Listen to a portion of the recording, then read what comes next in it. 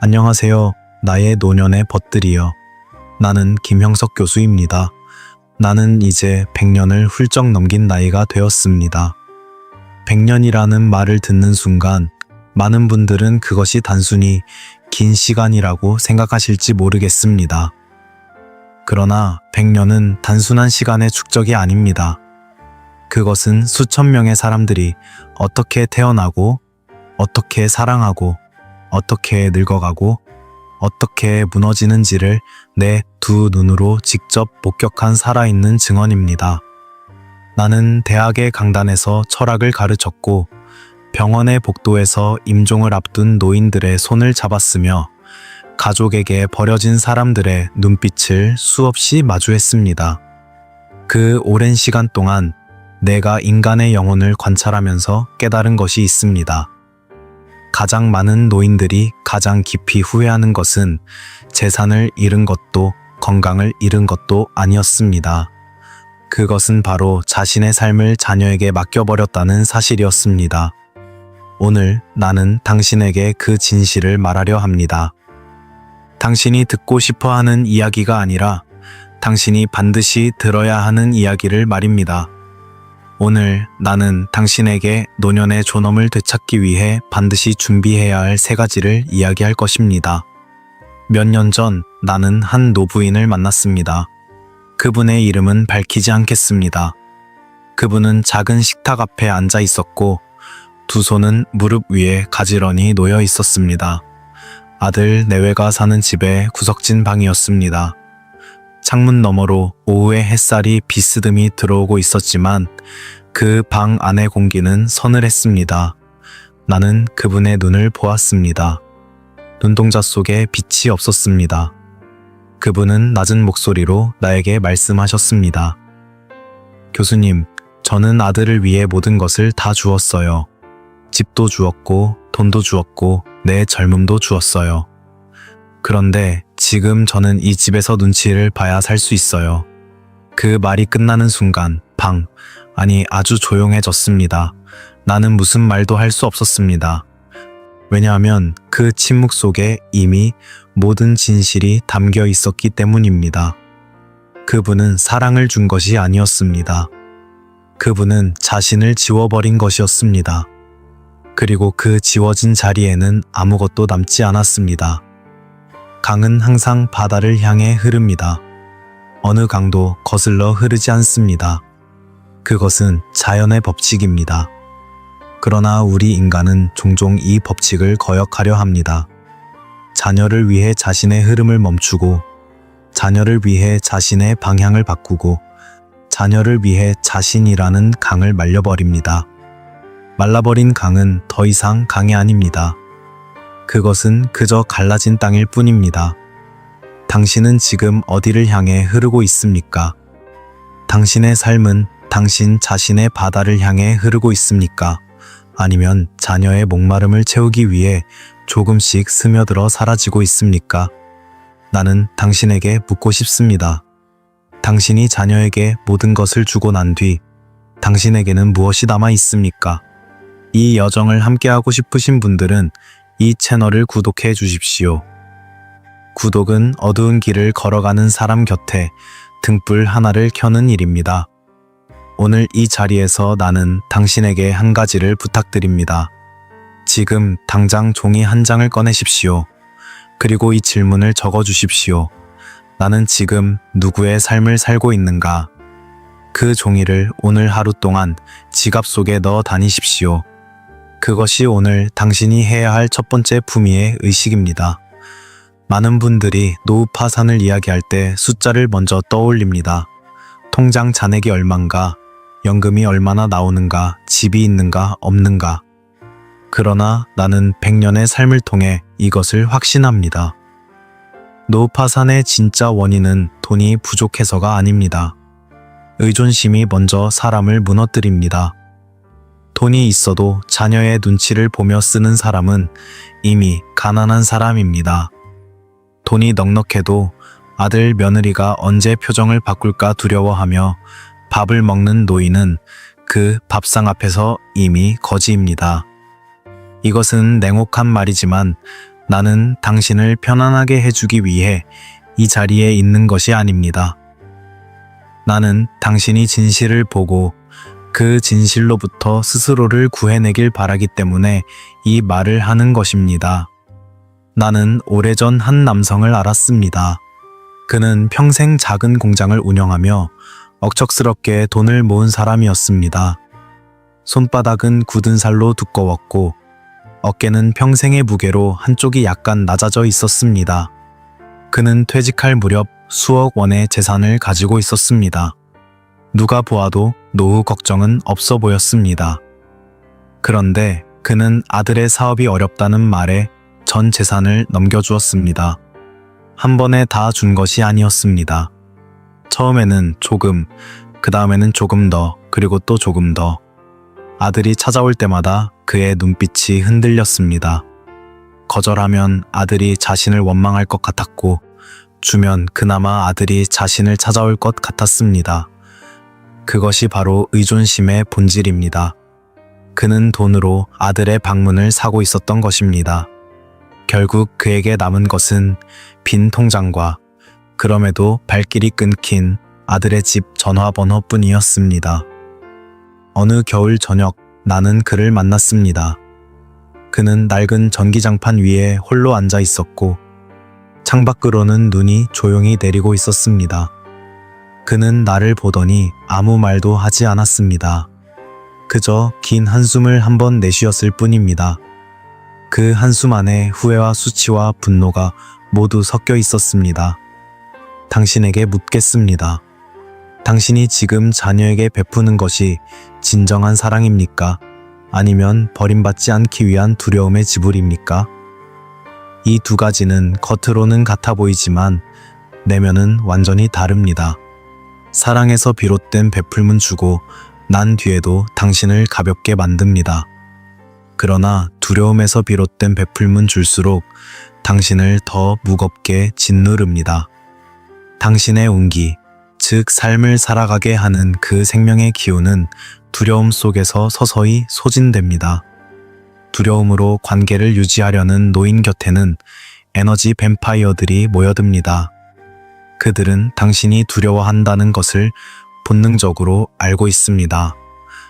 그리고 그 두려움을 먹이 삼아 조금씩, 아주 조금씩 당신에게서 남은 것들을 가져갑니다. 경제적 독립의 진짜 의미는 통장 잔액이 아닙니다. 그것은 아무에게도 손 벌리지 않아도 되는 상태이며 누구의 표정도 살피지 않아도 되는 자유이며 내가 먹고 싶은 것을 스스로 결정할 수 있는 권리입니다. 그 자유가 없다면 아무리 많은 돈도 당신을 구하지 못합니다. 그렇다면 지금 당신은 어떤 상태에 있습니까? 오늘 하루 당신이 쓴 돈 중에서 오롯이 당신 자신을 위해 쓴 돈은 얼마나 됩니까? 오늘의 품위의 의식은 이것입니다. 오늘 당장 당신만의 통장을 하나 만드십시오. 아무에게도 알리지 마십시오. 그 통장에 매달 아주 적은 금액이라도 넣으십시오. 그 돈의 크기는 중요하지 않습니다. 중요한 것은 그 통장이 존재한다는 사실입니다. 그것은 당신이 아직 자신의 삶의 주인임을 스스로에게 증명하는 작은 의식입니다. 그 통장은 노후를 위한 재산이 아닙니다. 그것은 당신의 존엄을 지키는 마지막 볼입니다. 세상에서 가장 위험한 독은 냄새가 없습니다. 색깔도 없습니다. 그것은 아주 달콤한 맛이 납니다. 나는 평생 인간의 관계를 관찰하면서 이것을 배웠습니다. 당신을 가장 깊이 소진시키는 존재는 당신의 원수가 아닙니다. 당신을 가장 철저하게 비워내는 사람은 바로 당신이 가장 사랑하는 사람입니다. 가족이라는 이름 아래, 부모와 자식이라는 이름 아래, 우리는 착취를 사랑으로 착각하도록 오랫동안 훈련받아 왔습니다. 자녀가 전화를 걸어 돈이 필요하다고 말할 때, 며느리가 한숨을 쉬며 시부모 이야기를 꺼낼 때, 손자가 할머니는 이해 못한다고 눈을 흘길 때, 당신은 그 순간 무언가를 잃어버립니다. 돈만 잃는 것이 아닙니다. 기운을 잃습니다. 의지를 잃습니다. 자신이 이 세상에서 가치 있는 존재라는 감각을 잃어버립니다. 그것이 바로 에너지 뱀파이어가 하는 일입니다. 그들은 피를 마시지 않습니다. 그들은 당신의 운기를 마십니다. 나는 한 할머니를 기억합니다. 그분은 76의 나이에도 눈빛이 살아있는 분이었습니다. 처음 만났을 때 그분은 작은 텃밭을 일구고 있었고 이마에 맺힌 땀을 손등으로 닦으며 환하게 웃었습니다. 그분에게는 딸이 둘 있었습니다. 큰 딸은 멀리 살았고 작은 딸은 가까이 살았습니다. 작은 딸은 자주 찾아왔습니다. 처음에는 반가웠습니다. 그러나 딸이 올 때마다 무언가를 가져갔습니다. 처음에는 돈이었습니다. 그 다음에는 시간이었습니다. 아이를 봐달라는 부탁, 집안일을 도와달라는 부탁, 남편과 싸웠다는 하소연, 시댁 흉을 함께 봐달라는 요청. 그 할머니는 매번 들어주었습니다. 딸이 돌아가고 나면 그분은 소파에 힘없이 앉아 있었습니다. 텃밭에 나갈 기운이 없었습니다. 밥을 차릴 의욕도 사라졌습니다. 내가 두 번째로 그분을 만났을 때는 눈빛이 달라져 있었습니다. 그 살아있던 빛이 조금 흐려져 있었습니다. 세 번째로 만났을 때 텃밭은 잡초로 가득 차 있었습니다. 그분은 창가에 앉아 멍하니 바깥을 내다보고 있었습니다. 나는 그 모습을 보면서 가슴이 무거워졌습니다. 텃밭이 황폐해진 것이 아니었습니다. 그분 안에 무언가가 황폐해진 것이었습니다. 에너지 뱀파이어는 악인이 아닙니다. 그것이 이 문제를 더욱 복잡하게 만듭니다. 그들은 대부분 자신이 무엇을 하고 있는지조차 모릅니다. 그들은 진심으로 힘들다고 느끼며 진심으로 당신의 도움이 필요하다고 믿습니다. 그러나 그 진심이 당신을 소진시키는 것을 정당화하지는 않습니다. 강물이 아무리 갈증난 대지를 불쌍히 여긴다 해도 강물 자신이 말라버리면 결국 대지도 함께 죽습니다. 당신이 비워지면 당신 곁에 모든 것도 함께 시들어갑니다. 당신이 스스로를 지켜야 하는 이유는 이기심이 아닙니다. 그것은 당신을 필요로 하는 모든 존재를 위한 가장 근본적인 책임입니다. 나는 당신에게 묻겠습니다.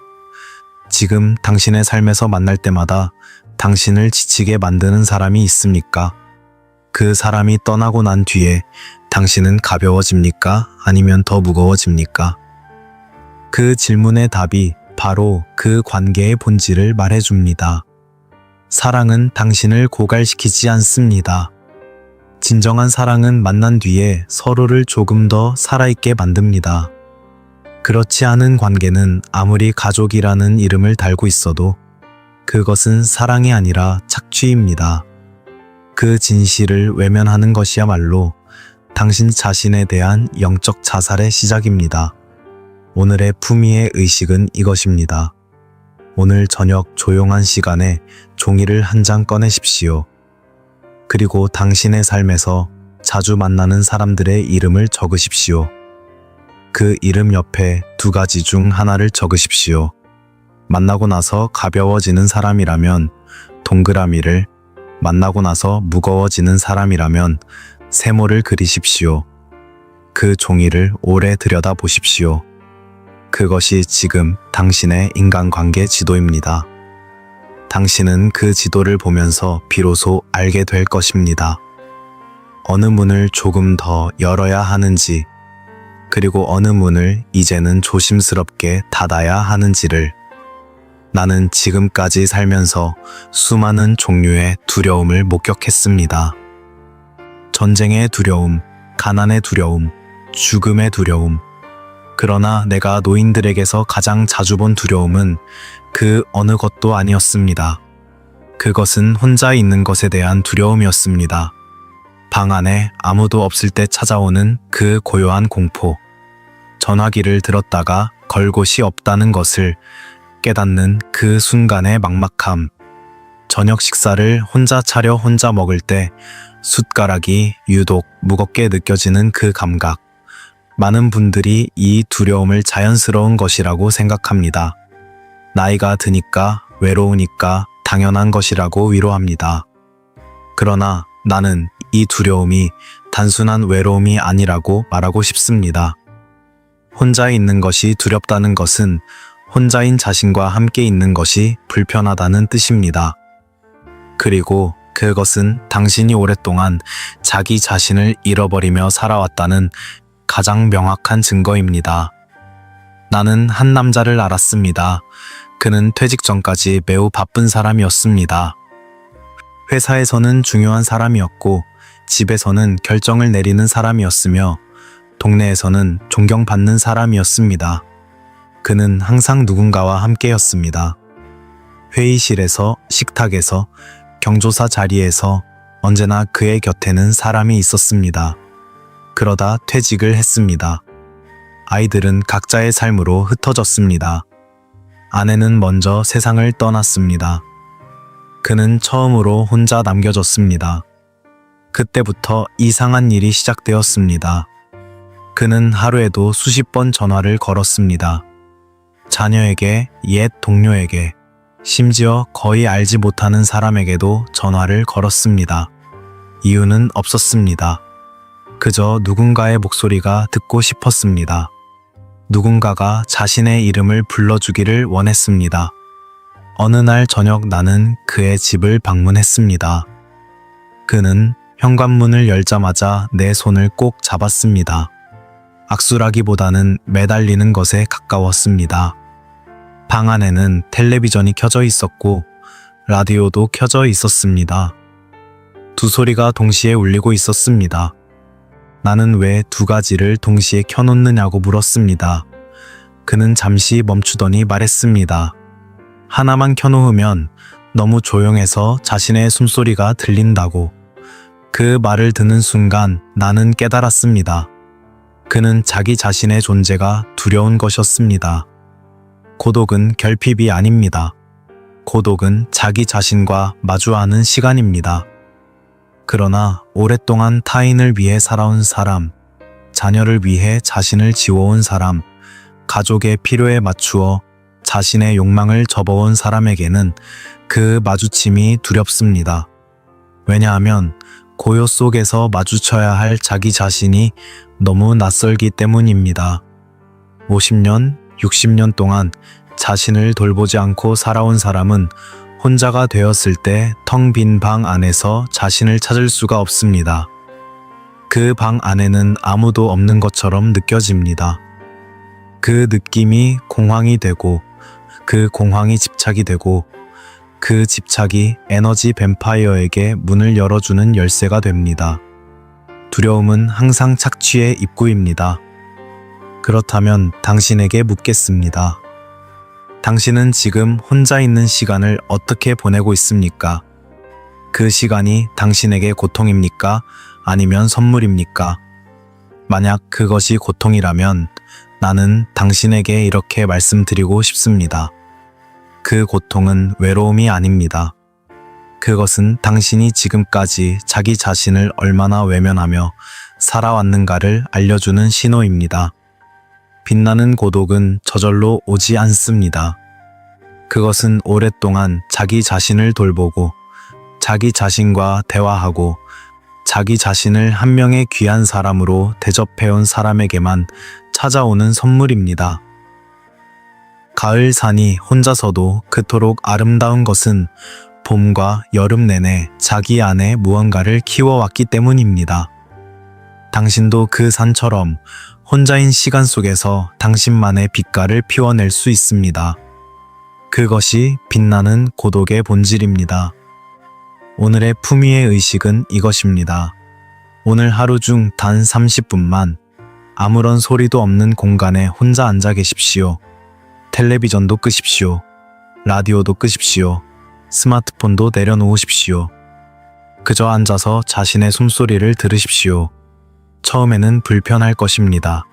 어쩌면 아주 불편할 것입니다. 그러나 그 불편함을 도망가지 말고 조용히 바라보십시오. 그 불편함의 이름을 마음속으로 불러주십시오.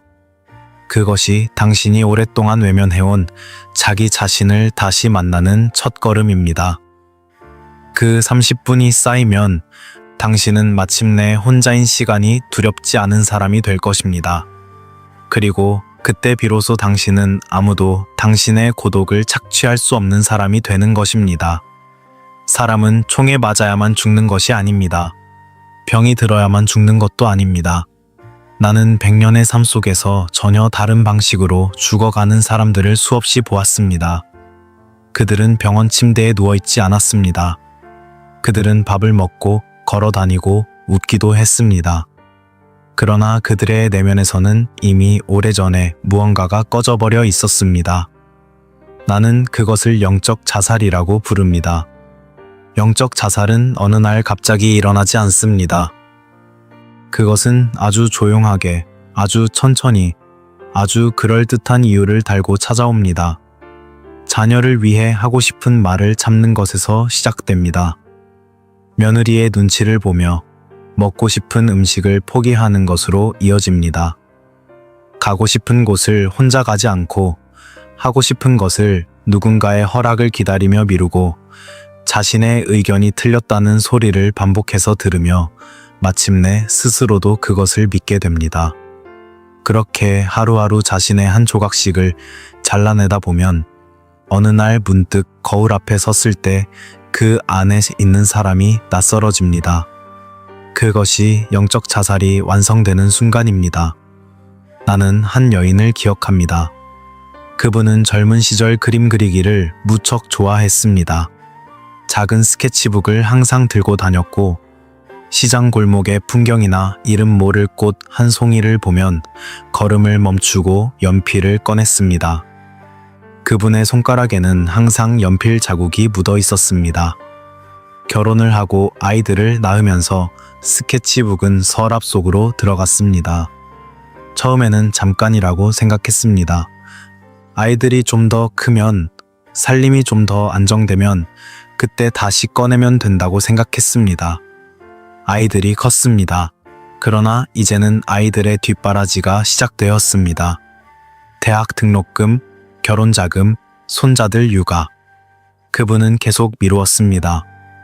어느 날 큰아들이 그분의 방을 정리하다가 서랍 속에서 낡은 스케치북을 발견했습니다. 아들은 별 생각 없이 물었습니다. 엄마, 이게 뭐야? 그분은 잠시 그것을 바라보더니 조용히 말씀하셨습니다. 모르겠다. 오래전에 내가 좋아하던 것이었던 것 같은데. 그 말 속에 담긴 슬픔을 아들은 알아채지 못했습니다. 그러나 나는 알았습니다. 그분은 자신이 무엇을 좋아하는 사람인지를 잊어버린 것이었습니다. 그것이 영적 자살의 가장 완성된 형태입니다. 우리는 흔히 희생을 미덕이라고 배웠습니다. 자신을 낮추는 것이 사랑이라고, 욕심을 버리는 것이 겸손이라고, 자신보다 가족을 먼저 생각하는 것이 어른의 도리라고 배웠습니다. 그러나 나는 묻고 싶습니다. 자신을 완전히 지워버린 사람이 과연 누군가를 진정으로 사랑할 수 있습니까? 텅 빈 그릇에서 무언가를 담아줄 수 있습니까? 자신의 운이가 완전히 소진된 사람이 자녀에게 줄 수 있는 것은 무엇입니까? 말라버린 샘에서는 물이 나오지 않습니다. 자신을 지운 노인이 자녀에게 줄 수 있는 것은 결국 고갈된 피로와 억눌린 원망뿐입니다. 그것이 영적 자살이 가족 전체를 어떻게 병들게 하는가의 비밀입니다. 당신이 살아야 당신 곁에 사람들도 삽니다. 당신이 빛나야 당신 주변도 밝아집니다. 당신의 존재 자체가 이 세상에 기여하는 가장 근본적인 방식입니다. 당신에게 묻겠습니다. 당신은 마지막으로 언제 자신이 진심으로 원하는 것을 했습니까?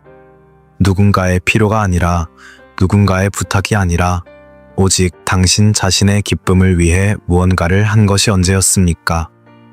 그 기억이 아득하다면 당신의 영혼은 지금 오랜 가뭄 속에 있는 것입니다. 그 가뭄을 끝내는 것은 자녀가 해주지 않습니다. 며느리가 해주지 않습니다. 세상 그 누구도 당신 대신 당신의 영혼에 물을 줄 수 없습니다. 오직 당신 자신만이 할 수 있습니다. 그리고 그것은 거창한 일이 아닙니다. 아주 작은 것에서 시작됩니다.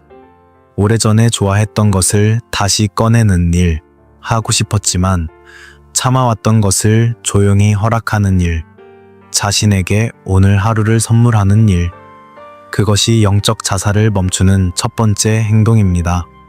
오늘의 품위의 의식은 이것입니다. 오늘 당장 당신이 오래전에 좋아했지만 잊어버린 것 한 가지를 떠올리십시오. 그림이어도 좋고, 노래여도 좋고, 산책이어도 좋고, 책이어도 좋습니다. 그것이 무엇이든 상관없습니다. 그것을 종이에 적으십시오. 그리고 오늘 안에 그것을 단 10분이라도 하십시오. 스케치북을 꺼내든, 노래 한 소절을 흥얼거리든, 좋아하는 책의 첫 페이지를 펼치든, 그 10분이 당신의 영혼에 오랫동안 닫혀있던 창문을 여는 일입니다. 그 창문으로 들어오는 바람이 오랫동안 멈춰있던 당신 안의 무언가를 다시 살려낼 것입니다. 당신은 아직 늦지 않았습니다. 영혼은 몸보다 훨씬 오래 살아 있습니다. 당신의 영혼은 지금도 당신이 그것을 기억해 주기를 기다리고 있습니다. 나는 젊은 시절 한 노의사를 만난 적이 있습니다. 그분은 평생 수천 명의 환자를 돌본 분이었는데 어느 날 나에게 이런 말씀을 하셨습니다. 몸의 병은 약으로 고칠 수 있지만 기운이 꺼진 사람은 어떤 약으로도 고칠 수 없다고. 처음에 나는 그 말을 단순한 의학적 관찰로 들었습니다.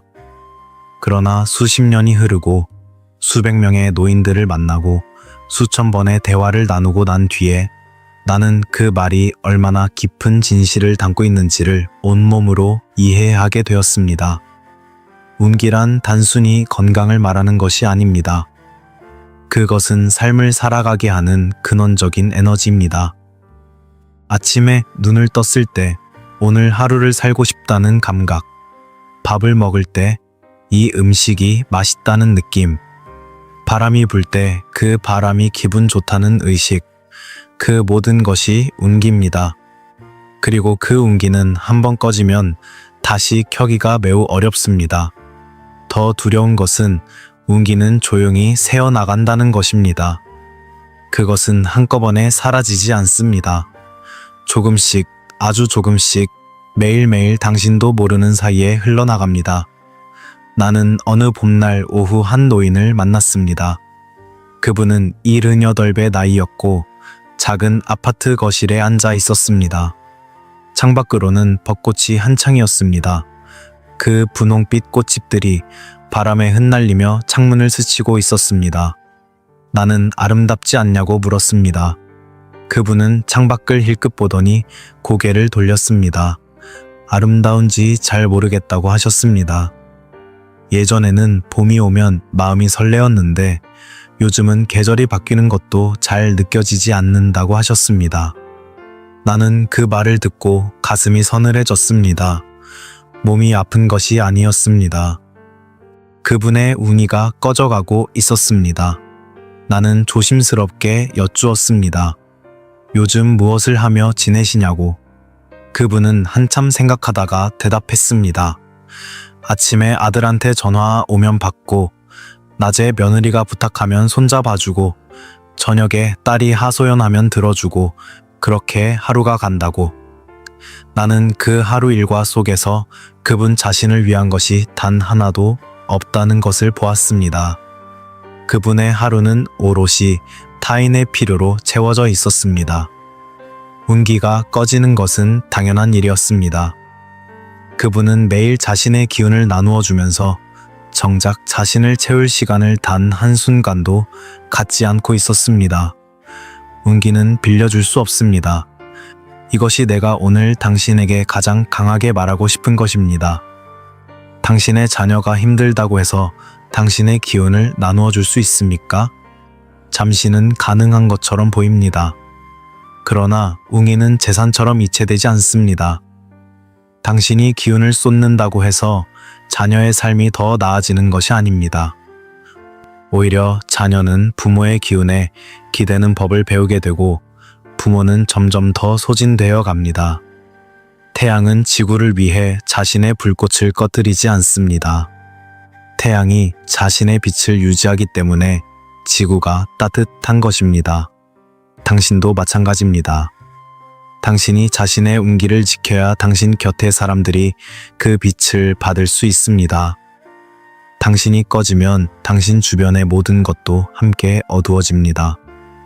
그리고 에너지 뱀파이어들은 바로 그 어둠 속에서 더욱 기승을 부립니다. 운기가 꺼진 노인은 자신을 지킬 힘도, 경계를 그을 용기도, 거절할 의지도 잃어버리기 때문입니다. 그렇다면 당신에게 묻겠습니다. 당신은 마지막으로 언제 자신의 기운이 충만하다고 느꼈습니까?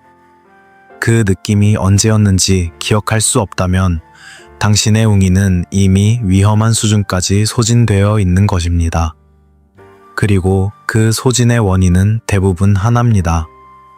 당신이 자신을 위한 시간을 살지 않고 있기 때문입니다. 웅이는 거창한 것에서 회복되지 않습니다. 값비싼 여행을 가야만 기운이 돌아오는 것이 아닙니다. 운기는 아주 작은 것들에서 회복됩니다.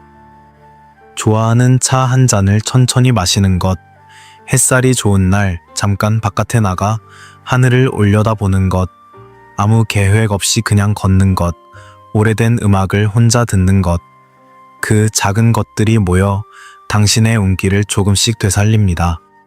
빛나는 고독 속에서 자신을 돌보는 사람만이 운기를 유지할 수 있습니다. 그 운기가 당신의 품위를 지키는 가장 깊은 뿌리입니다. 오늘의 품위의 의식은 이것입니다. 오늘 하루 중 단 한 가지, 오직 당신의 기운을 회복시키는 일만을 위한 시간을 만드십시오. 그것이 무엇이든 상관없습니다. 단 한 가지 조건이 있습니다. 그 시간은 누구를 위한 것도 아니어야 합니다. 자녀를 위한 것도, 손자를 위한 것도, 누군가의 부탁을 들어주기 위한 것도 아닌 오직 당신 자신의 기운을 위한 시간이어야 합니다. 그 시간을 오늘의 일과에 적어 넣으십시오. 그리고 그 시간만큼은 어떤 전화도 받지 마십시오. 어떤 부탁도 들어주지 마십시오. 그 시간은 당신의 것입니다. 그것을 지키는 것이 오늘 당신이 자신에게 할 수 있는 가장 깊은 사랑의 행위입니다. 웅이는 지켜야 흐릅니다. 흘러야 삶이 됩니다. 그 흐름을 오늘부터 다시 시작하십시오. 사람들은 노후의 안정을 이야기할 때 항상 숫자로 말합니다. 얼마가 있어야 안심이 되는가? 연금이 얼마나 나오는가? 집값이 얼만가? 그러나 나는 100년의 삶 속에서 이것을 목격했습니다. 수억 원의 재산을 가지고 있으면서도 자녀의 한마디에 그것을 통째로 내어준 노인들을, 넉넉한 연금을 받으면서도 며느리의 눈치를 보느라 자신의 약값을 아끼는 노인들을, 평생 모은 재산이 있으면서도 그것을 쓸 권리가 자신에게 있다는 것을 믿지 못하는 노인들을, 그들에게 부족한 것은 돈이 아니었습니다. 그들에게 부족한 것은 자신이 그 돈의 주인이라는 내면의 확신이었습니다. 그리고 그 확신의 부재가 바로 마음의 독립이 무너진 상태입니다. 재산은 금고 안에 있지 않습니다. 재산은 그것을 지킬 수 있는 내면의 힘 안에 있습니다. 그 내면의 힘이 없다면 아무리 많은 돈도 결국 새어나갑니다. 나는 한 노부부를 알았습니다. 두 분은 평생 검소하게 살며 작은 재산을 일구었습니다. 남편은 새벽부터 일어나 일했고 아내는 밥상 하나도 허투루 차리지 않았습니다. 두 분 사이에는 말이 많지 않았지만 서로에 대한 신뢰가 있었습니다. 그런데 남편이 먼저 세상을 떠난 뒤부터 일이 달라지기 시작했습니다. 아내 혼자 남겨졌습니다. 아들이 찾아왔습니다. 처음에는 어머니가 걱정된다며 자주 들렀습니다. 그러다 어느 날 아들이 말했습니다. 어머니 혼자 그 큰 재산을 관리하기 힘드실 테니 자신이 맡아 관리해 드리겠다고. 어머니는 잠시 망설였습니다. 그러나 아들의 눈빛이 간절했고 혼자 결정하는 것이 두려웠으며 거절했다가 아들이 서운해할까봐 걱정이 되었습니다. 그 망설임의 순간 그분의 마음이 흔들렸습니다. 그 흔들림이 모든 것의 시작이었습니다. 도장을 찍었습니다. 서류에 서명을 했습니다. 그리고 1년이 지나지 않아 그분은 자신의 재산이 어디에 얼마나 있는지조차 알 수 없게 되었습니다. 아들에게 생활비를 받아 쓰는 신세가 되었습니다. 어느 날 저녁 그분은 내게 전화를 했습니다. 목소리가 작았습니다. 교수님, 나는 어쩌다가 이렇게 되었냐고. 나는 그 질문에 바로 대답할 수 없었습니다. 왜냐하면 그 대답이 너무 아팠기 때문입니다. 그분은 돈을 잃기 전에 먼저 마음을 잃었습니다. 마음이 흔들렸기 때문에 돈도 흔들린 것입니다. 마음의 독립이란 무엇입니까? 그것은 타인의 감정에 의해 자신의 결정이 바뀌지 않는 상태입니다. 자녀가 실망한 표정을 지어도 해야 할 말을 할 수 있는 것, 며느리가 차갑게 대해도 자신의 판단을 굽히지 않는 것, 아들이 간절히 부탁해도 옳지 않다고 생각하는 일에는 고개를 젓는 것, 그것이 마음의 독립입니다. 그리고 그 독립이 없이는 경제적 독립도 없습니다. 영적 자살이 진행된 노인, 운기가 소진된 노인, 에너지 뱀파이어에게 둘러싸인 노인은 결국 마음이 무너집니다. 그리고 마음이 무너진 순간 재산도 건강도 품위도 함께 무너질 준비를 마칩니다. 산이 단단하게 서 있는 것은 뿌리가 깊기 때문입니다. 아무리 거센 바람이 불어도 뿌리 깊은 나무는 쓰러지지 않습니다. 당신의 마음이 바로 그 뿌리입니다. 그 뿌리를 깊게 내리는 것이 노후 준비의 가장 첫 번째이자 가장 마지막 일입니다. 당신에게 묻겠습니다. 지금 당신의 마음은 얼마나 단단합니까? 자녀가 부탁을 해올 때 당신은 그 부탁의 내용을 먼저 살핍니까? 아니면 자녀의 표정을 먼저 살핍니까? 당신이 무언가를 결정할 때 그 결정의 기준은 당신 자신의 생각입니까? 아니면 자녀가 어떻게 받아들일까 하는 두려움입니까? 이 질문들이 불편하다면 그 불편함이 바로 당신의 마음이 아직 완전히 독립하지 못했다는 신호입니다. 그리고 그것은 부끄러운 일이 아닙니다. 우리는 모두 사랑받고 싶은 존재이고 거절당하는 것이 두렵고 가족과의 관계가 소중하기 때문입니다. 그러나 그 사랑이 당신의 마음을 볼모로 잡는 순간 그것은 더 이상 사랑이 아닙니다. 그것은 빛나는 고독을 빼앗아가는 족쇄입니다. 족쇄는 아무리 금으로 만들어졌다 해도 족쇄입니다. 오늘의 품위의 의식은 이것입니다. 오늘 당장 당신의 재산 현황을 직접 확인하십시오. 통장이 어디에 있는지, 잔액이 얼마인지, 어떤 서류가 어디에 보관되어 있는지, 누군가에게 맡겨두었다면 오늘 그것을 돌려받으십시오. 돌려받기 어렵다면 오늘 그 과정을 시작하십시오. 재산을 확인하는 것은 돈의 욕심을 내는 행위가 아닙니다. 그것은 자신이 아직 자신의 삶의 주인임을 확인하는 행위입니다. 그 통장을 손에 쥐는 순간 당신의 등줄기가 조금 펴질 것입니다. 그 펴지는 느낌이 마음의 독립이 시작되는 감각입니다. 돈은 마음이 선 사람의 곁에 머뭅니다. 마음이 흔들리는 사람의 손에서는 돈도 함께 흔들립니다. 오늘 당신의 마음을 먼저 세우십시오. 그것이 당신의 노후를 지키는 가장 강력한 첫걸음입니다. 인간은 태어날 때 혼자 옵니다. 그리고 떠날 때도 혼자 갑니다. 그 두 순간 사이의 모든 시간을 우리는 타인과 함께 채우려 합니다. 그것은 자연스러운 일입니다. 인간은 본래 연결을 원하는 존재이기 때문입니다. 그러나 나는 100년의 삶을 통해 이것을 배웠습니다.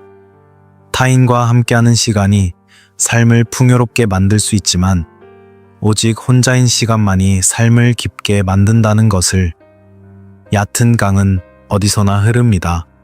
그러나 깊은 강은 조용합니다. 넓게 퍼지지 않고 깊이 파고듭니다. 그 깊이 속에서 강은 자신만의 형태를 갖추고 자신만의 방향을 만들어냅니다. 혼자인 시간이 바로 그 깊이를 만드는 유일한 도구입니다. 그런데 많은 분들이 그 도구를 두려움 때문에 외면합니다. 고독을 외로움과 혼동하기 때문입니다. 그러나 외로움과 고독은 전혀 다릅니다. 외로움은 타인을 원하지만 타인이 없는 상태입니다. 고독은 자기 자신과 온전히 함께 있는 상태입니다. 외로움은 결핍이지만 고독은 충만입니다. 그리고 그 충만한 고독이 빛을 낼 때 나는 그것을 빛나는 고독이라고 부릅니다. 나는 오래전 한 시인을 만났습니다. 그분은 80이 넘은 나이였지만 눈빛이 청년처럼 살아 있었습니다. 작은 마을의 더욱 작은 집에 살고 계셨는데 마당에는 몇 그루의 나무가 서 있었고 부엌에서는 항상 차 끓이는 소리가 났습니다. 나는 그분에게 어떻게 그 나이에도 그토록 빛이 나느냐고 물었습니다. 그분은 잠시 창밖의 나무를 바라보더니 말씀하셨습니다. 매일 새벽 4시에 일어나 2시간을 혼자 앉아 있는다고. 아무것도 하지 않는다고. 그저 앉아서 어둠이 걷히고 빛이 오는 것을 바라본다고. 처음 몇 년은 그 시간이 고통스러웠다고 하셨습니다. 마음속에서 온갖 잡념이 올라왔고 해야 할 일들이 머릿속을 가득 채웠으며 이렇게 앉아있는 것이 시간 낭비가 아닌가 하는 불안이 찾아왔다고. 그러나 그 시간을 버티고 나자 어느 날부터인가 그 2시간이 하루 중 가장 귀한 시간이 되었다고 하셨습니다. 그 시간 안에서 자신이 누구인지가 조금씩 선명해졌고 무엇이 중요하고 무엇이 중요하지 않은지가 저절로 정리되었으며 타인의 말에 쉽게 흔들리지 않는 조용한 중심이 생겨났다고 하셨습니다. 나는 그분의 말을 들으면서 빛나는 고독이 무엇인지를 비로소 온전히 이해했습니다. 그것은 혼자 있는 것을 견디는 것이 아니었습니다. 그것은 혼자인 시간을 삶의 가장 깊은 자원으로 삼는 것이었습니다. 우리 사회는 오랫동안 혼자 있는 것을 실패의 증거로 가르쳐 왔습니다. 혼자 밥을 먹으면 불쌍한 사람이 되고, 혼자 여행을 가면 이상한 사람이 되며, 혼자 있기를 즐기면 사교성이 없는 사람이 됩니다. 그러나 나는 묻고 싶습니다. 평생 혼자인 시간을 가져본 적 없이 타인의 소리로만 가득 채워진 사람이 과연 자기 자신의 목소리를 들을 수 있겠습니까? 타인의 평가와 타인의 기대와 타인의 필요로만 하루가 구성된 사람이 노년에 혼자 남겨졌을 때 무엇을 근거로 자신을 지탱하겠습니까? 에너지 뱀파이어들이 가장 두려워하는 노인이 있습니다. 그것은 바로 빛나는 고독에 익숙한 노인입니다. 혼자인 시간을 두려워하지 않는 사람은 타인의 관심이나 방문에 매달리지 않습니다. 그러니 착취의 여지가 없습니다. 자신의 웅이가 충만한 사람은 타인의 기운에 기대지 않습니다. 그러니 조종의 틈이 없습니다. 빛나는 고독은 당신을 지키는 가장 조용하고 가장 강력한 갑옷입니다. 당신에게 묻겠습니다. 당신은 지금 혼자인 시간 속에서 무엇을 느낍니까? 그 시간이 당신에게 공허함으로 옵니까? 아니면 충만함으로 옵니까?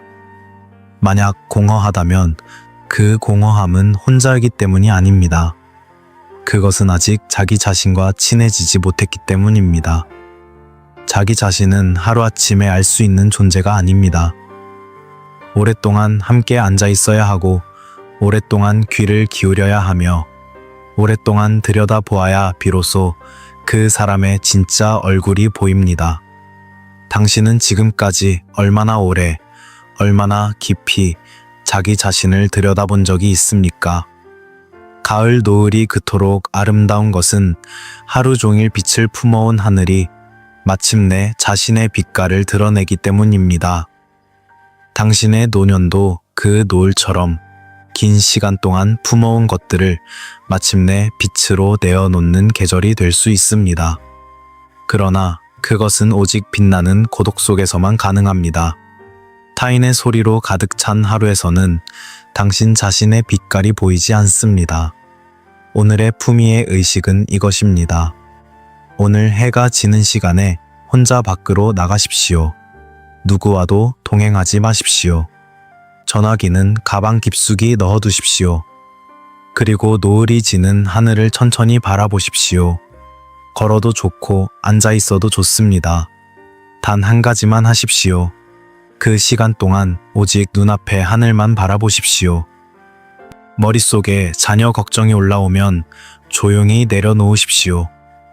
며느리 생각이 올라오면 조용히 내려놓으십시오. 오직 그 하늘과 당신만이 그 자리에 있는 것처럼 그렇게 서 있으십시오. 그 시간이 끝나고 집으로 돌아올 때 당신은 아마도 발걸음이 조금 가벼워진 것을 느낄 것입니다. 그 가벼움이 빛나는 고독이 당신에게 처음으로 건네는 인사입니다. 그 인사를 기억하십시오. 그리고 내일도 모레도 그 인사를 받으러 다시 나가십시오. 나는 오랜 세월 동안 두 종류의 노인을 보았습니다. 몸은 성하지만 눈빛이 꺼진 노인과 몸은 불편하지만 눈빛이 살아있는 노인. 그 두 사람 중 누가 더 오래, 더 잘 살았는지 묻는다면 나는 주저없이 말할 수 있습니다. 몸이 아니라 눈빛이 살아있는 사람이었습니다. 의학은 오랫동안 노화를 몸의 문제로 다루어 왔습니다. 혈압이 얼마인가, 혈당이 얼마인가, 관절이 얼마나 닳았는가. 그러나 나는 100년의 삶을 통해 이것을 확신합니다. 사람을 가장 빠르게 늙히는 것은 몸의 쇠퇴가 아닙니다. 그것은 삶의 이유를 잃어버리는 것입니다. 아침에 눈을 떴을 때 오늘 하루를 살아야 할 이유가 없는 사람은 아무리 건강한 몸을 가지고 있어도 이미 죽음을 향해 걸어가고 있습니다. 의미가 먼저 죽으면 몸도 그 뒤를 따릅니다. 그것은 철학적 비유가 아닙니다. 그것은 내가 수십 년 동안 수백 명의 노인들에게서 직접 목격한 냉혹한 현실입니다. 나는 한 노인을 알았습니다. 그분은 일평생 초등학교 교사로 살았습니다. 30년이 넘는 세월 동안 수백 명의 아이들에게 글을 가르치고 셈을 가르쳤습니다. 교실 안에 들어서면 아이들이 선생님하고 일제히 일어나는 그 순간을 그분은 무엇보다 사랑했습니다. 퇴직을 하던 날 그분은 마지막으로 교실 문을 닫으며 뒤를 돌아보았습니다. 텅 빈 교실에 오후 햇살이 비스듬히 들어오고 있었고 칠판에는 누군가 지우다 만 글씨가 희미하게 남아 있었습니다. 그분은 그 칠판 앞에 한참 서 있었습니다. 그리고 조용히 문을 닫았습니다. 그날 이후 그분의 하루는 달라졌습니다. 아침에 일어나도 갈 곳이 없었습니다. 누군가를 가르칠 이유가 없었습니다. 아이들의 목소리가 없는 집안은 낯설도록 조용했습니다. 처음 몇 달은 쉬는 것이라고 생각했습니다. 몇 달이 지나자 무기력이 찾아왔습니다. 1년이 지나자 몸이 아프기 시작했습니다. 이상한 것은 병원에서는 특별한 이상을 찾지 못했다는 것입니다. 그분의 몸은 의학적으로는 건강했습니다. 그러나 그분은 분명히 아팠습니다. 나는 그분을 만났을 때 무엇이 가장 힘드냐고 물었습니다. 그분은 긴 침묵 끝에 이렇게 말씀하셨습니다. 아침에 눈을 뜨면 오늘 내가 왜 일어나야 하는지 모르겠다고. 그 말이 모든 것을 설명했습니다. 그분의 몸이 아픈 것이 아니었습니다. 그분의 삶의 이유가 사라진 것이었습니다. 삶의 이유는 거창한 것이 아닙니다. 많은 분들이 이 말을 들으면 무언가 위대한 사명이나 대단한 목표가 있어야 한다고 생각합니다. 그러나 나는 그렇게 생각하지 않습니다. 삶의 이유는 아주 작은 것이어도 됩니다.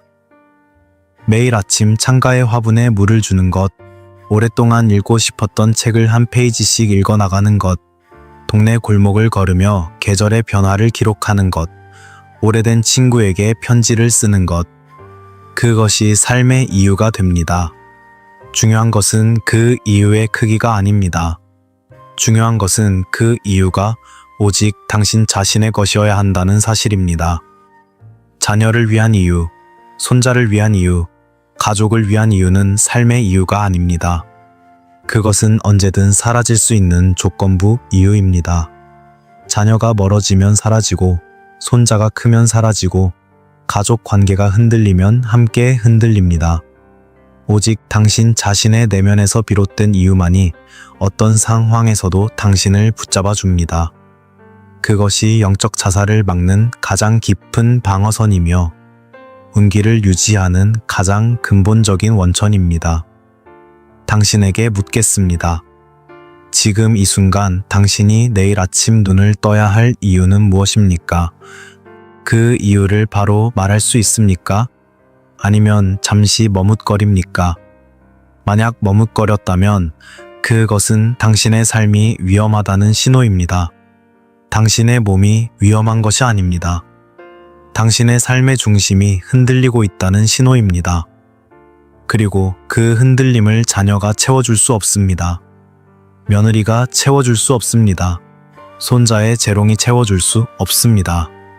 빛나는 고독 속에서 오직 자기 자신과 마주할 때 그 깊은 고요 속에서 당신만의 이유가 조용히 모습을 드러냅니다. 가을 들판의 벼가 고개를 숙이는 것은 무거워서가 아닙니다. 그것은 한 계절 동안 자신 안에 가득 채운 것이 있기 때문입니다. 당신의 노년도 그 벼처럼 지금까지 살아온 시간이 만들어낸 깊고 무거운 의미를 담고 있어야 합니다. 그 의미를 찾는 것이 노년의 가장 중요한 과업입니다. 오늘의 품위의 의식은 이것입니다.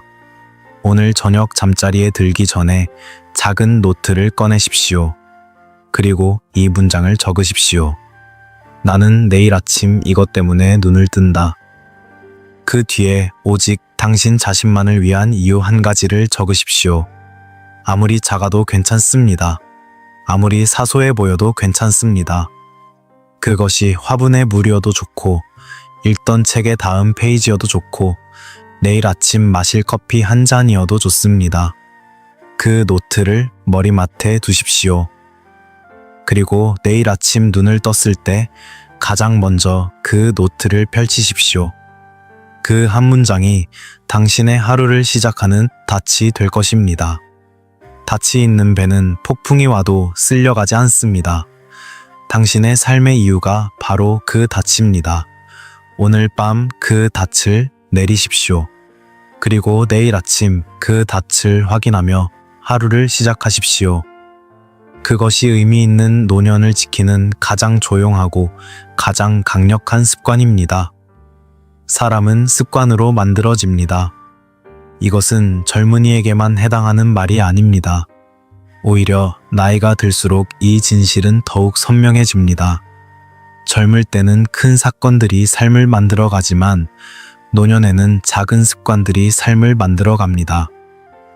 무엇을 먹는가, 어떤 시간에 일어나는가, 누구의 전화를 받는가, 어떤 말을 스스로에게 하는가, 이 작고 사소해 보이는 것들이 모여 당신이라는 사람을 만들고 당신의 노년을 만들고 당신의 존엄을 만듭니다. 나는 이것을 품위의 의식이라고 부릅니다. 의식이란 반복되는 행위에 의미를 부여하는 것입니다. 종교의 기도가 의식이고 군인의 경례가 의식이듯 당신이 매일 자신에게 행하는 작은 행동들도 의식이 될 수 있습니다. 그리고 그 의식이 쌓일 때 그것은 당신의 정체성이 됩니다. 나는 어떤 사람인가? 나는 어떻게 사는 사람인가? 그 답이 거창한 철학에서 오는 것이 아니라 매일 반복되는 작은 행동들에서 온다는 것을 나는 100년의 삶으로 증명할 수 있습니다. 나는 90이 넘은 한 여인을 알았습니다. 그분은 몸이 불편해서 멀리 나가지 못하는 분이었습니다. 무릎이 좋지 않아 계단을 오르내리기 어려웠고 손도 조금씩 떨렸습니다. 그러나 그분을 처음 만난 사람들은 하나같이 같은 인상을 받았습니다. 그분에게는 무언가 단단한 것이 있다고, 흔들리지 않는 무게가 있다고, 나는 그 비밀이 무엇인지 알고 싶었습니다. 어느 날 아침 나는 그분의 집을 일찍 방문했습니다. 그분은 이미 깨어 있었습니다. 침대에서 일어나 세수를 마치고 단정하게 옷을 갖추어 입고 있었습니다. 집안에 혼자 있는데도 옷매무새가 흐트러짐이 없었습니다. 그분은 작은 식탁에 앉아 따뜻한 물 한 잔을 천천히 마시고 있었습니다. 서두르지 않았습니다. 물 한 잔을 마시는 그 행위에 완전히 집중하고 있었습니다. 나는 왜 그렇게 혼자 있을 때도 옷을 단정히 입느냐고 물었습니다. 그분은 잠시 나를 바라보더니 조용히 말씀하셨습니다. 나를 보는 것은 자녀가 아니라 나 자신이기 때문에 나 자신에게 단정하게 보이고 싶다고. 그 말을 듣는 순간 나는 깨달았습니다. 그분의 단단함은 타인의 시선에서 오는 것이 아니었습니다. 그것은 매일 아침 자기 자신에게 행하는 작은 품위의 의식에서 오는 것이었습니다. 품위의 의식은 3가지 층위에서 작동합니다. 첫 번째는 몸의 의식입니다. 아침에 일어나 세수를 하고 옷을 갖추어 입는 것, 식사를 반듯하게 차려 천천히 먹는 것, 하루에 한 번 바깥 공기를 마시며 걷는 것. 이 작은 행동들이 당신의 몸에게 오늘도 당신은 존엄한 사람임을 알려줍니다. 두 번째는 마음의 의식입니다. 아침에 눈을 뜨면 어제의 걱정을 오늘로 가져오지 않겠다고 결심하는 것, 자신에게 부드러운 말을 한마디 건네는 것, 감사한 것 한 가지를 마음속에 떠올리는 것. 이 작은 행동들이 당신의 마음에게 오늘도 살아있음이 선물임을 상기시킵니다. 세 번째는 관계의 의식입니다. 당신의 기운을 소진시키는 전화는 오늘 받지 않겠다고 결정하는 것, 불편한 방문 요청에 정중하게 거절하는 것, 자신의 시간과 공간을 지키기 위해 조용히 문을 닫는 것. 이 작은 행동들이 당신의 삶에게 당신은 자신을 보호할 자격이 있는 사람임을 확인시켜 줍니다. 이 3가지 층위의 의식이 매일 쌓일 때 그것은 어떤 에너지 뱀파이어도, 어떤 물에도, 어떤 외로움도 뚫지 못하는 존엄의 갑옷이 됩니다. 당신에게 묻겠습니다. 오늘 아침 당신은 자신을 어떻게 대접했습니까? 거울 앞에 서서 자신의 얼굴을 들여다보았습니까? 아니면 서둘러 일어나 누군가의 전화를 받거나 누군가의 필요를 채우는 것으로 하루를 시작했습니까? 당신이 자신을 대접하는 방식이 세상이 당신을 대접하는 방식을 결정합니다. 이것은 단순한 격언이 아닙니다. 나는 100년의 삶에서 이것이 사실임을 반복해서 확인했습니다. 자신을 함부로 대하는 사람 곁에는 그 사람을 함부로 대하는 사람들이 모여듭니다. 자신을 소중히 대하는 사람 곁에는 그 사람을 소중히 대하는 사람들이 모여듭니다. 당신의 웅이는 당신이 자신을 어떻게 대하는가에 따라 높아지기도 하고 낮아지기도 합니다. 품위의 의식은 그 운기를 매일 조금씩 높이는 행위입니다. 작은 것처럼 보이지만 그것이 쌓이면 산이 됩니다. 영적 자살은 어느 날 갑자기 일어나지 않듯이 존엄한 삶도 어느 날 갑자기 완성되지 않습니다. 그것은 매일매일의 작은 의식들이 층층이 쌓여 만들어지는 것입니다. 오늘의 품위의 의식은 이것입니다. 오늘 저녁 잠자리에 들기 전에 내일 아침을 위한 품위의 의식 3가지를 적으십시오. 거창할 필요가 없습니다. 예를 들면 이런 것들입니다. 내일 아침 눈을 뜨면 가장 먼저 창문을 열고 바깥 공기를 한번 깊이 들이마신다. 아침 식사를 혼자 먹더라도 반드시 식탁에 앉아 제대로 차려서 먹는다. 오늘 나의 기운을 소진시키는 전화가 오면 받지 않아도 된다고 스스로에게 허락한다. 이 세 가지를 적은 뒤 그 종이를 내일 아침 가장 먼저 눈에 띄는 곳에 두십시오. 그리고 내일 아침 그것을 실천하십시오. 그 세 가지를 지킨 날 저녁에는 자신에게 조용히 말하십시오. 오늘 나는 나 자신을 지켰다고. 그 한마디가 당신의 존엄을 지키는 가장 작고 가장 강한 선언입니다. 품위는 타인이 주는 것이 아닙니다. 품위는 매일 아침 당신이 자신에게 주는 것입니다. 나는 평생 수많은 사람들로부터 같은 종류의 고백을 들었습니다. 그 고백은 항상 비슷한 방식으로 시작되었습니다. 나는 이미 용서했어요. 그런데 왜 아직도 이렇게 아픈지 모르겠어요. 나는 그 말을 들을 때마다 조용히 생각했습니다. 용서와 반복을 허락하는 것은 전혀 다른 일인데 우리는 오랫동안 그 두 가지를 같은 것으로 혼동하도록 배워왔다고. 용서란 과거의 상처를 더 이상 가슴에 품고 살지 않겠다는 결단입니다. 그것은 당신을 위한 행위입니다. 상처를 준 사람을 위한 것이 아닙니다. 그러나 반복을 허락하는 것은 전혀 다른 문제입니다. 그것은 같은 상처가 다시 일어날 수 있는 조건을 당신 스스로 유지하는 것입니다. 많은 노인들이 이 두 가지를 구분하지 못한 채 용서라는 이름 아래 반복되는 무례를 묵묵히 받아들입니다. 그리고 그것이 쌓이고 쌓여 어느 날 마음이 무너집니다. 영적 자살은 대부분 이 방식으로 완성됩니다. 한 번의 커다란 상처가 아니라 용서라는 이름 아래 반복적으로 허락된 작은 무례들이 차곡차곡 쌓여 내면을 허물어뜨리는 것입니다. 나는 한 할아버지를 기억합니다. 그분은 퇴직 후 조용한 삶을 살고 싶어 했습니다. 오랫동안 바쁘게 살았으니 이제는 천천히 자신의 속도로 살고 싶다고 하셨습니다. 그런데 아들 내외가 가까이 살았고 그들은 자주 찾아왔습니다. 처음에는 반가웠습니다. 그런데 방문이 거듭될수록 이상한 일이 반복되었습니다. 아들은 찾아올 때마다 그분의 생활 방식을 지적했습니다. 왜 이렇게 지저분하게 사느냐? 왜 이 나이에 그런 것을 먹느냐? 왜 그런 것에 돈을 쓰느냐?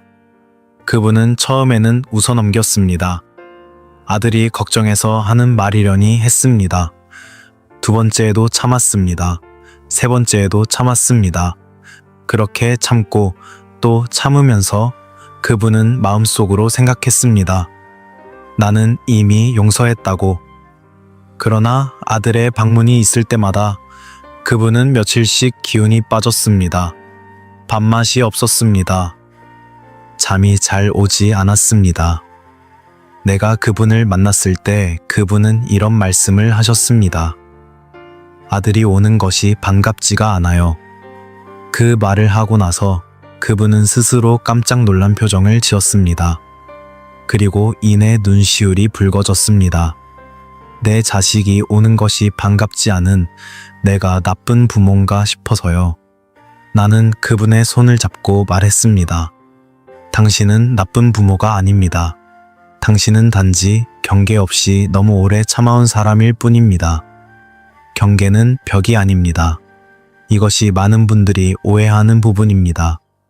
경계를 긋는다고 하면 차갑게 거절하는 것, 가족을 멀리하는 것, 인정 없는 사람이 되는 것처럼 느껴집니다.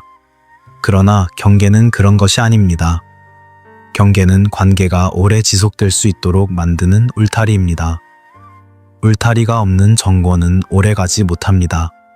아무나 드나들고 아무 것이나 잘하며 결국 무질서 속에서 정원은 황폐해집니다. 그러나 울타리가 있는 정원은 다릅니다. 울타리 안에서 꽃은 보호받으며 자랍니다.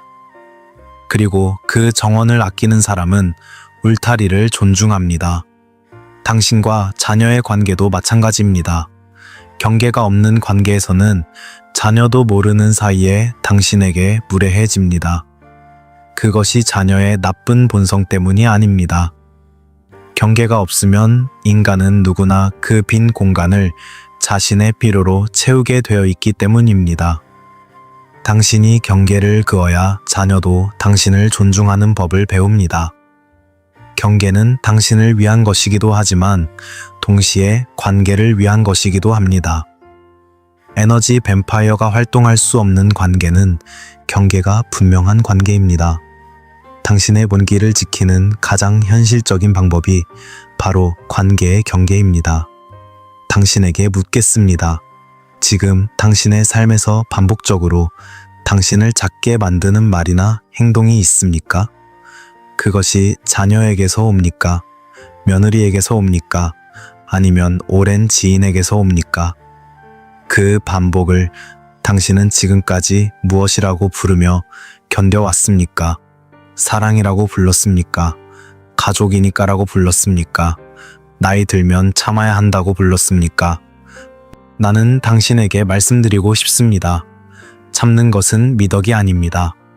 참는 것은 때때로 자기 자신에 대한 배신입니다.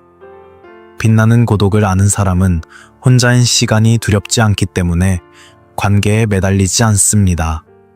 관계에 매달리지 않기 때문에 경계를 그을 수 있습니다. 그리고 경계를 그을 수 있기 때문에 관계가 오래 건강하게 유지됩니다. 겨울나무가 잎을 다 떨구고도 쓰러지지 않는 것은 뿌리가 깊기 때문입니다. 당신도 그 나무처럼 관계의 잎이 다 떨어지는 것이 두렵지 않을 만큼 깊은 뿌리를 내려야 합니다. 그 뿌리가 당신의 내면의 독립이고 그 독립이 진정한 경계를 가능하게 합니다. 오늘의 품위의 의식은 이것입니다. 오늘 당신의 삶에서 반복적으로 당신의 기운을 빼앗아 가는 상황 한 가지를 떠올리십시오. 그리고 그 상황에 대해 오늘 처음으로 조용하고 단호하게 경계를 그어 보십시오. 큰 선언이 필요하지 않습니다. 거창한 대화도 필요하지 않습니다. 단지 오늘만큼은 그 전화를 받지 않는 것, 그 부탁에 미안하지만 오늘은 어렵다고 말하는 것, 그 방문 요청에 다음에 보자고 말하는 것으로 충분합니다. 그리고 그렇게 한 뒤에 당신의 몸이 어떤지를 느껴보십시오. 불편할 수도 있습니다.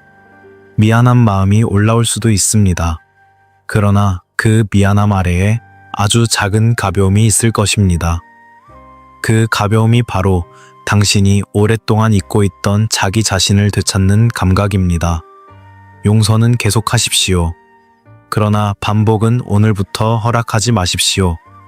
그것이 당신을 지키는 것이고 동시에 그 관계를 지키는 것입니다. 나는 이제 이 긴 여정의 마지막 자리에 왔습니다. 11개의 챕터를 함께 걸어오면서 나는 당신에게 많은 것을 말했습니다. 때로는 듣기 불편한 말도 했습니다. 때로는 가슴 아픈 진실을 당신 앞에 내려놓았습니다. 그러나 나는 당신이 그 말들을 끝까지 들어주셨다는 것을 알고 있습니다. 그리고 그것은 당신이 아직 자신의 삶을 포기하지 않았다는 증거입니다. 그것만으로도 나는 당신에게 깊은 존경을 느낍니다. 100년을 넘게 살아오면서 내가 가장 크게 배운 것이 있다면 그것은 노년이 삶의 끝이 아니라는 것입니다. 노년은 삶의 가장 깊은 결실이 맺히는 계절입니다. 봄에 씨앗을 심고 여름에 땀을 흘리고 비바람을 견디며 자란 것들이 마침내 가을에 이르러 풍성한 열매를 맺는 것처럼 당신이 지금까지 살아온 모든 시간들이 노년이라는 계절 안에서 비로소 그 진짜 의미를 드러냅니다. 그것을 나는 수학이라고 부릅니다. 그리고 그 수학의 계절은 쇠락이 아닙니다. 그것은 완성입니다. 나는 95의 나이에 한 노시인의 마지막 시집 출판 기념회에 참석한 적이 있습니다. 그분은 70이 넘어서야 처음 시를 쓰기 시작했습니다. 젊은 시절에는 너무 바빠서 시를 쓸 시간이 없었다고 하셨습니다. 가족을 부양해야 했고 일을 해야 했으며 하루하루를 버티는 것만으로도 벅찼다고 하셨습니다. 그분이 처음 연필을 들고 종이 앞에 앉은 것은 아내가 세상을 떠나고 혼자 남겨진 어느 겨울 밤이었습니다. 집안이 너무 조용해서 아무것도 할 수 없었고 그저 자신이 느끼는 것을 종이에 적어 내려갔다고 하셨습니다. 그 첫 번째 시는 지금도 그분의 시집 맨 앞에 실려 있습니다. 짧고 서툰 시였지만 그 안에는 70년의 삶이 담겨 있었습니다. 그 시집 출판 기념회 날 나는 그분의 얼굴을 보았습니다. 95의 주름진 얼굴 위로 무언가가 빛나고 있었습니다. 그것은 젊음의 빛이 아니었습니다. 그것은 오래된 나무가 내뿜는 깊고 조용한 빛이었습니다. 수십 년의 세월이 만들어낸 어떤 젊음도 흉내낼 수 없는 빛이었습니다. 나는 그 빛을 보면서 생각했습니다. 이것이 수학이구나. 이것이 노년이 품고 있는 가장 비밀스러운 선물이구나. 당신이 지금까지 살아온 삶을 한번 돌아보십시오. 당신은 얼마나 많은 것을 견뎌왔습니까? 얼마나 많은 이별을 겪었습니까? 얼마나 많은 새벽을 눈물로 지새웠습니까? 얼마나 많은 무게를 혼자 짊어졌습니까? 그리고 그 모든 것에도 불구하고 당신은 지금 여기에 있습니다. 그것이 얼마나 대단한 일인지를 아무도 당신에게 말해준 적이 없을 것입니다. 자녀도 며느리도 손자도 그것을 알지 못합니다. 그러나 나는 압니다. 100년을 살아온 사람으로서 나는 분명히 말할 수 있습니다. 지금까지 살아낸 것만으로도 당신은 이미 위대한 사람입니다. 영적 자살을 멈추고 운기를 지키며 에너지 뱀파이어로부터 자신을 보호하고 빛나는 고독 속에서 자기 자신을 되찾는 여정은 누구에게도 쉬운 일이 아닙니다. 그러나 당신은 지금 그 여정 위에 서 있습니다. 그것이 수학의 시작입니다. 노년은 무언가를 새로 시작하기에 늦은 때가 아닙니다. 오히려 노년은 평생 준비해온 것을 비로소 시작할 수 있는 첫 번째 자유로운 때입니다. 젊을 때는 해야 할 것들이 삶을 채웠습니다. 그러나 이제는 하고 싶은 것들로 삶을 채울 수 있습니다. 그 차이가 얼마나 큰 것인지 아십니까? 해야 하는 삶과 하고 싶은 삶의 차이. 그것이 바로 노년이 품고 있는 가장 깊은 가능성입니다. 당신이 오랫동안 서랍 속에 넣어두었던 꿈을 이제 꺼내십시오. 언젠가는 하겠다고 미루어 두었던 것을 오늘 시작하십시오. 누군가의 허락을 기다리지 마십시오. 자녀가 응원해 주기를 기다리지 마십시오. 당신의 삶은 당신의 것입니다. 그리고 그 삶의 가장 깊고 아름다운 장상이 바로 지금 펼쳐지고 있습니다. 품위의 의식을 매일 지키는 사람, 관계의 경계를 조용히 지키는 사람, 빛나는 고독 속에서 자기 자신을 알아가는 사람에게 노년은 결코 쇠락이 아닙니다.